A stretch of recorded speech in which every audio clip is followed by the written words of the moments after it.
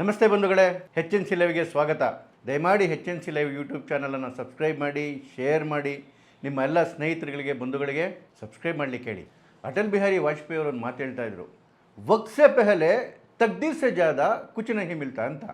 ಅಂದರೆ ಸಮಯಕ್ಕಿಂತ ಮುಂಚೆ ಹಣೆ ಬರೋಕ್ಕಿಂತ ಜಾಸ್ತಿ ಸಿಗೋದಿಲ್ಲ ಅಂತ.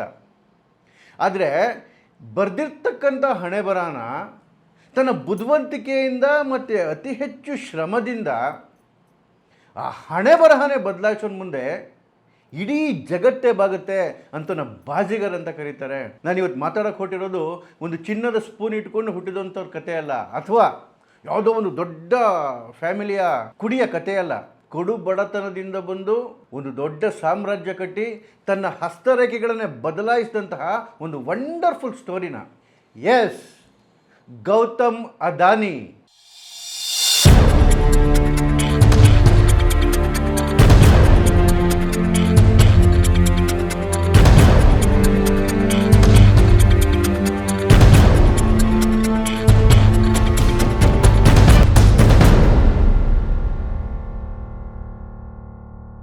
ಸೊನ್ನೆಯಿಂದ ಶುರುವಾಗಿದ್ದ ಜೀವನ ಬರ್ತಾ ಬರ್ತಾ ಜಗತ್ತಿನ ಅತಿ ಶ್ರೀಮಂತರಾದ ವಾರನ್ ಬಫೆಟ್ ಮತ್ತು ಬಿಲ್ ಗೇಟ್ಸ್ನ ಹಿಂದಿಟ್ಟು ಜಗತ್ತಿನ ದೊಡ್ಡ ಸಾಮ್ರಾಜ್ಯ ಕಟ್ಟಿದ್ರು ಗೌತಮ್ ಅದಾನಿ.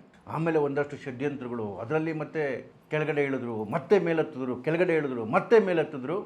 ಎಂಥ ವಂಡರ್ಫುಲ್ ಸ್ಟೋರಿ ನೋಡೋಣ. ಗೌತಮ್ ಅದಾನಿ ಹುಟ್ಟಿದ್ದು ಗುಜರಾತ್ನ ಒಂದು ಸಣ್ಣ ಹಳ್ಳಿ ಬನಾಸ್ಕಾಂಠ ಅಂತ 1962ರಲ್ಲಿ. ಅವ್ರ ತಂದೆ ಒಬ್ಬ ಬಡ ಜವಳಿ ವ್ಯಾಪಾರಸ್ಥ, ಒಂದು ಸಣ್ಣ ಬಟ್ಟೆ ಅಂಗಡಿ ಇತ್ತು. 7 ಜನ ಸಹೋದರ ಸಹೋದರಿಯರು. ಕಡು ಕಷ್ಟದಲ್ಲೇ ವಿದ್ಯಾಭ್ಯಾಸ ನಡೀತು. ಅಹಮದಾಬಾದ್ನ SCN ಸ್ಕೂಲಲ್ಲಿ ಸ್ಕೂಲ್ ಎಜುಕೇಷನ್ ಮುಗಿಸಿದ್ರು. ಆಮೇಲೆ ಗುಜರಾತ್ ಯೂನಿವರ್ಸಿಟಿನಲ್ಲಿ BComಗೆ ಜಾಯಿನ್ ಆದರು ಅಹಮದಾಬಾದಲ್ಲಿ. ಆದರೆ ಫ್ಯಾಮಿಲಿ ತುಂಬ ಕಷ್ಟ ಇದ್ದಿದ್ದರಿಂದ ಎಜುಕೇಷನ್ನ ಕಂಟಿನ್ಯೂ ಮಾಡೋಕ್ಕಾಗಲಿಲ್ಲ ರೀ. ಸೆಕೆಂಡ್ ಇಯರ್ಗೆನೇ ಕಾಲೇಜ್ನ ಬಿಟ್ಟರು ಅದಾನಿ. ಮನೆ ಕಡೆ ನೋಡ್ಕೋಬೇಕಿತ್ತು, ಜೊತೆಗೆ ಜೀವನದಲ್ಲಿ ಏನಾದರೂ ಅಚೀವ್ ಮಾಡಬೇಕು ಅಂತ ಒಂದು ಛಲ ಇತ್ತು. ಯಾವುದೋ ಒಂದು ನೌಕರಿಗೆ ಸೇರಿದ್ರೆ ಈತನ ಕನಸು ಪೂರ್ತಿ ಆಗ್ತಿರ್ಲಿಲ್ಲ. ಸೊ ಅಷ್ಟು ಚಿಕ್ಕ ವಯಸ್ಸಲ್ಲೇ ಖಾಲಿ ಕೈಯಲ್ಲಿ ಮುಂಬೈಗೆ ಬಂದಿಳಿದ್ರು. ಮುಂಬೈಯಲ್ಲಿ ಏನು ಮಾಡಬೇಕು ಅಂತ ಗೊತ್ತಿಲ್ಲ, ಮುಂದೇನು ಅಂತ ಗೊತ್ತಿಲ್ಲ. ಕಡೆಗೆ ಅವರ ಕಸಿನ್ನು ಮಹೇಂದ್ರ ಬ್ರದರ್ಸ್ ಅನ್ನೋ ಡೈಮಂಡ್ ವ್ಯಾಪಾರ ಮಾಡ್ತಕ್ಕಂಥ ಕಂಪ್ನಿಲಿ ಕೆಲಸಕ್ಕೆ ಸೇರಿಸಿದ್ರು. ಮೊದಲೇ ವಜ್ರದ ವ್ಯವಹಾರ, A to Z ವ್ಯವಹಾರವನ್ನು ಕಲ್ತರು ಗೌತಮ್ ಅದಾನಿಯಲ್ಲಿ. ಜೊತೆಗೆ ಕಷ್ಟಪಟ್ಟು ಕೆಲಸ ಮಾಡಿದ್ರು. ಅದನ್ನು ವಜ್ರ ಸಾಣೆ ಹಿಡಿಯೋ ಕೆಲಸ ಇರುತ್ತಲ್ಲ, ಅದನ್ನು 3 ವರ್ಷ ಈ ಥರ ಕೆಲಸ ಮಾಡಿದ್ರು. ವಜ್ರ ಪಾಲಿಷ್ ಮಾಡ್ತಕ್ಕಂಥ ಕೆಲಸ. ಈ 3 ವರ್ಷದಲ್ಲಿ ಅವ್ರಿಗೆ ಈ ವಜ್ರದ ವ್ಯಾಪಾರದಲ್ಲಿ ಮಾರ್ಕೆಟ್ ಟ್ರೆಂಡೆಲ್ಲ ಹೇಗೆ ಚೇಂಜ್ ಆಗುತ್ತೆ ಅಂತೇಳಿ ಚೆನ್ನಾಗಿ ಅರಿವಿಗೆ ಬಂತು. 1981ರಲ್ಲಿ ತನ್ನದೇ ಒಂದು ಫರ್ಮ್ನ ಸ್ಟಾರ್ಟ್ ಮಾಡಿದ್ರು, ವ್ಯಾಪಾರ ಸ್ಟಾರ್ಟ್ ಮಾಡಿದ್ರು. ಮುಂಬೈನ ಅತಿ ದೊಡ್ಡ ಆಭರಣ ಮಾರ್ಕೆಟ್ ಇದೆಯಲ್ಲ, ಶಾಂಬೇರಿ ಬಜಾರ್, ಅದರಲ್ಲಿ ತನ್ನ ಬ್ರೋಕರೇಜ್ ಫರ್ಮ್ನ ಓಪನ್ ಮಾಡಿದ್ರು. ಟ್ರೇಡಿಂಗ್ ಶುರುವಾಯಿತು. ಮೊದಲನೇ ವ್ಯವಹಾರದಲ್ಲಿ 10,000 ರೂಪಾಯಿ ಲಾಭ ಬಂತು. ಇದು ಅವರ ಜೀವನದಲ್ಲಿ ಮುಂದಿನ ದಿಕ್ಕು ತೋರಿಸ್ತು. ಹೀಗೆ ನಡಿಬೇಕಾದ್ರೆ ಸುಮಾರು 1 ವರ್ಷ ಆದಮೇಲೆ 1981ರಲ್ಲಿ ಅವರ ಅಣ್ಣ ಮಹಾನ್ಸುಖ್ ಅದಾನಿ ಗುಜರಾತಲ್ಲಿ ಒಂದು ಪ್ಲಾಸ್ಟಿಕ್ ಮ್ಯಾನುಫ್ಯಾಕ್ಚರಿಂಗ್ ಯೂನಿಟ್ನ ಪರ್ಚೇಸ್ ಮಾಡಿದ್ರು. ಪರ್ಚೇಸ್ ಮಾಡಿ ಗೌತಮ್ ಅದಾನಿ ಅದನ್ನು ನೋಡ್ಕೊಳಕ್ಕೆ ಬಾ ಅಂತ ಕರೆದ್ರು. ಅದಾನಿ ಅಲ್ಲಿಗೆ ಹೋದರು. ಈ ಪ್ಲಾಸ್ಟಿಕ್ ಮ್ಯಾನುಫ್ಯಾಕ್ಚರಿಗೆ ಆ ಕಾಲದಲ್ಲಿ ರಾ ಮೆಟೀರಿಯಲ್ ಪ್ರೊಕ್ಯೂರ್ ಮಾಡೋದೇ ಒಂದು ದೊಡ್ಡ ತಲೆನೋವಾಗಿತ್ತು. ಅದು ವಿದೇಶದಿಂದ ಇಂಪೋರ್ಟ್ ಮಾಡ್ಕೋಬೇಕಾಗಿತ್ತು. ಗೌತಮ್ ಅದಾನಿಯವರ ಜೀವನದಲ್ಲಿ ಇದೇ ಒಂದು ದೊಡ್ಡ ಟರ್ನಿಂಗ್ ಪಾಯಿಂಟ್. ಅಣ್ಣನ ಯೂನಿಟ್ನ ನೋಡ್ಕೊಳ್ತಾ ಸ್ವಂತ ವ್ಯಾಪಾರನ ಶುರು ಮಾಡಿದ್ರು. 1985ರಲ್ಲಿ ಅವ್ರ ಲೈಫಲ್ಲಿ ಒಂದು ದೊಡ್ಡ ಬ್ರೇಕ್ ಸಿಕ್ತು. ಆಗ ರಾಜೀವ್ ಗಾಂಧಿ ಸರ್ಕಾರ ಇಂಪೋರ್ಟ್ ಪಾಲಿಸೀಸ್ನ ಭಾಳಷ್ಟು ಚೇಂಜ್ ಮಾಡ್ತು, ಈಸಿ ಮಾಡ್ತು. ಆಗ ಅದಾನಿಗೆ ಈ ಟ್ರೇಡಿಂಗ್ನ ಅನುಭವ ಇಲ್ಲದೇ ಇದ್ರೂ ಕೂಡ ಅವಕಾಶನ ಉಪಯೋಗಿಸ್ಕೊಂಡು ರಾ ಮೆಟೀರಿಯಲ್ನ ಇಂಪೋರ್ಟ್ ಮಾಡ್ಕೊಳ್ಳೋಕೆ ಶುರು ಮಾಡಿದ್ರು. ಒಂದು ಅಣ್ಣನ ಫ್ಯಾಕ್ಟ್ರಿಗೂ ಆಗ್ತಾಯಿತ್ತು, ಜೊತೆಗೆ ಸುತ್ತಮುತ್ತ ಇರ್ತಕ್ಕಂತಹ ಸಣ್ಣ ಸ್ಮಾಲ್ ಸ್ಕೇಲ್ ಇಂಡಸ್ಟ್ರಿಗಳು ಕೂಡ ಸಪ್ಲೈ ಮಾಡ್ತಾಯಿದ್ರು ರಾ ಮೆಟೀರಿಯಲ್ನ. ಅಂದರೆ ಈ ಪ್ಲಾಸ್ಟಿಕ್ ಮಾಡೋದಕ್ಕೆ ಒಂದು ಪ್ರೈಮರಿ ರಾ ಮೆಟೀರಿಯಲ್ ಬರುತ್ತೆ, ಪಾನಿವಿಲೈಲ್ ಕ್ಲೋರೈಡ್ ಅಂಥೇಳಿ. ಆ ಪ್ರೈಮರಿ ಪಾಲಿಮರ್ಸ್ನ ಇಂಪೋರ್ಟ್ ಮಾಡಲಿಕ್ಕೆ ಶುರು ಮಾಡಿದ್ರು. ಗೌತಮ್ ಅದಾನಿ ವಿಶ್ವ ವ್ಯಾಪಾರ ರಂಗಕ್ಕೆ ಹೆಜ್ಜೆ ಇಟ್ಟಾಗಿತ್ತು. ಸರ್ಕಾರದ ಬದಲಾದ ಪಾಲಿಸಿಗಳನ್ನ ಬಳಸ್ಕೊಂಡು ಇನ್ನು ಕಾಂಡ್ಲಾ ಪೋರ್ಟ್ ಇತ್ತಲ್ಲ, ಕಾಂಡ್ಲಾ ಪೋರ್ಟ್ ಮುಖಾಂತರ ಇಂಪೋರ್ಟ್ ಮಾಡಲಿಕ್ಕೆ ಶುರು ಮಾಡಿದ್ರು. ವ್ಯವಹಾರ ಬೃಹತ್ತಾಗಿ ಬೆಳೀತಾ ಹೋಯಿತು. 1988ರಲ್ಲಿ ಅದಾನಿ ಎಕ್ಸ್ಪೋರ್ಟ್ ಶುರುವಾಯಿತು, ಅದಾನಿ ಎಂಟರ್ಪ್ರೈಸಸ್ ಹೆಸರಲ್ಲಿ. ಒಟ್ಟು ಇವೆಲ್ಲವೂ ಸೇರಿ ಅದಾನಿ ಗ್ರೂಪ್ ಅಸ್ತಿತ್ವಕ್ಕೆ ಬಂತು.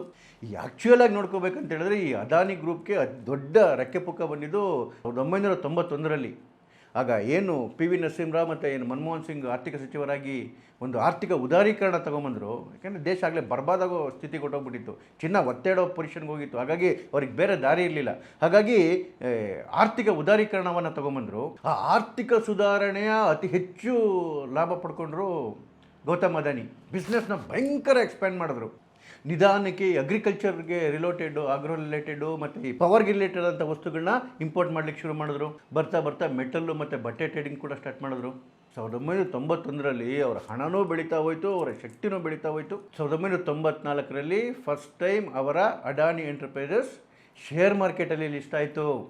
ಇದರ ಮಧ್ಯೆ ಗೌತಮ್ ಅದಾನಿಗೆ ಮದುವೆ ಬೇರೆ ಆಯಿತು. 1986ರಲ್ಲಿ ಪ್ರೀತಿ ಅಂತ ಅವರು ಡೆಂಟಲ್ ಡಾಕ್ಟರ್, ಅವರು ಅಹಮದಾಬಾದಲ್ಲಿ ಅವ್ರನ್ನ ಮದುವೆ ಆಗಿದ್ದರು. ವೈವಾಹಿಕ ಜೀವನವೂ ಚೆನ್ನಾಗಿ ನಡೀತಾ ಇತ್ತು. ಆಗ ಬಂದದ್ದೇ 1995.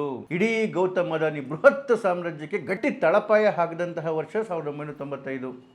ಆಗೇನಾಯ್ತಂದರೆ ನೋಡಿ, ಗುಜರಾತಲ್ಲಿ ಕೇಶುಭಾಯ್ ಪಟೇಲರು ಚೀಫ್ ಮಿನಿಸ್ಟರ್ ಆಗಿದ್ದರು BJPಯಿಂದ. ಅವರು ಈ ಗುಜರಾತ್ನ ಬಂದರುಗಳಿರ್ತಾವಲ್ಲ, ಪೋರ್ಟ್ಗಳು, ಇದನ್ನು ನೋಡ್ಕೊಳ್ಳೋದಕ್ಕೆ ಒಂದು ಪ್ರೈವೇಟ್ ಕಂಪ್ನಿನ ಹುಡುಕ್ತಾ ಇದ್ರು. ಗೌತಮ್ ಅದಾನಿ ಕಿವಿಗೆ ವಿಷಯ ಬಿತ್ತು, ಆದಾಯಕ್ಕೆ ಇನ್ನೊಂದು ಸೋರ್ಸ್ ಸಿಕ್ತು ಅನ್ನಿಸ್ತು. ಗಟ್ಟಿಗೆ ಪ್ರವೇಶ ಮಾಡಿದ್ರು. ಗುಜರಾತ್ನ ಅತಿ ದೊಡ್ಡ ಮುಂದ್ರಾ ಪೋರ್ಟನ್ನು ನಡೆಸ್ತಕ್ಕಂತಹ ಟೆಂಡರ್ ಸಿಕ್ತು. 1998ರಲ್ಲಿ Adani ports and logistic company start ಮಾಡಿದ್ರು. ಮುಂದ್ರಾ ಪೋರ್ಟು ಸುಮಾರು 8,000 ಎಕರೆ ವಿಶಾಲ ಇರತಕ್ಕಂತಹ ಭಾರತದ ಅತಿ ದೊಡ್ಡ ಪ್ರೈವೇಟ್ ಪೋರ್ಟ್.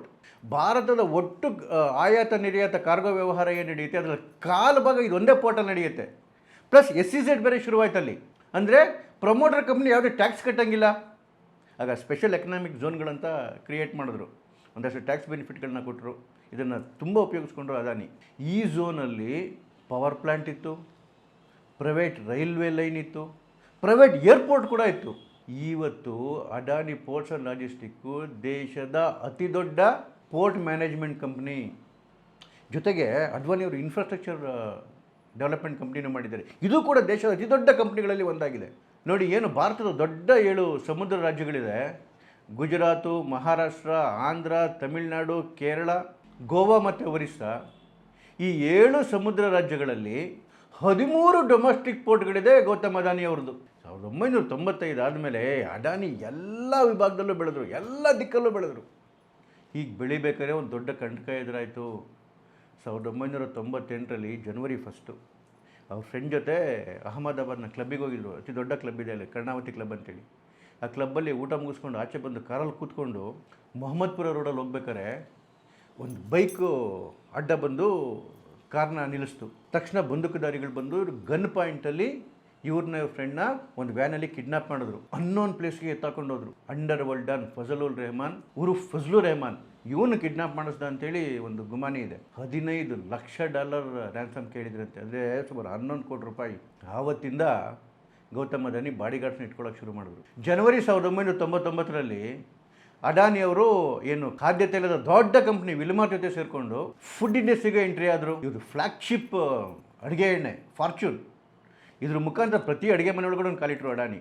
24 ನವೆಂಬರ್ 2000ರಲ್ಲಿ ಈ ಪ್ರಮುಖ ಬ್ರ್ಯಾಂಡ್ಗಳನ್ನ ರಿಲೀಸ್ ಮಾಡಿದ್ರು. ಇದರಲ್ಲಿ ಫಾರ್ಚೂನ್ ಆಯಿಲಲ್ಲಿ Fortune soybean oil, Fortune sunflower oil ಮತ್ತು Fortune cotton seed oil launch ಆಯಿತು. ಜೊತೆಗೆ ಈ ಸೋಯಾ, ದಾಲು, ಸಕ್ಕರೆ ಇವೆಲ್ಲದರ ವ್ಯವಹಾರ ಕೂಡ ಗಟ್ಟಿ ಆಗ್ತಾ ಹೋಯಿತು. 2005ರಲ್ಲಿ ಭಾರತದ ಸೆಂಟ್ರಲ್ ಗೌರ್ಮೆಂಟ್ನ ಫುಡ್ ಕಾರ್ಪೊರೇಷನ್ ಆಫ್ ಇಂಡಿಯಾ ಇದೆಯಲ್ಲ, ಇದ್ರ ಜೊತೆ ಸೇರಿಕೊಂಡು ಎಲ್ಲ ದೊಡ್ಡ ದೊಡ್ಡ ರಾಜ್ಯಗಳಲ್ಲಿ ಸೈಲೋಸ್ಗಳನ್ನ ನಿರ್ಮಾಣ ಮಾಡಿದ್ರು. ಸೈಲೋಸ್ ಅಂತ ಹೇಳಿದ್ರೆ ಒಂದು ರೀತಿ ಕಂಟೈನರು, ಈ ದವಸ ಧಾನ್ಯಗಳನ್ನ ಸ್ಟಾಕ್ ಮಾಡಿಡೋದಕ್ಕೆ. ಸೊ ಅದರ ಟ್ರಾನ್ಸ್ಪೋರ್ಟೇಷನ್ಗೆ ಈಸಿ ಆಗಲಿ ಅಂತೇಳಿ ಏನು ರೈಲ್ವೆ ಸ್ಟೇಷನ್ಗಳ ಪಕ್ಕದಲ್ಲಿ, ರೈಲ್ವೆ ಹಳ್ಳಿಗಳ ಪಕ್ಕದಲ್ಲಿ ಇದನ್ನು ನಿರ್ಮಾಣ ಮಾಡಿದ್ರು.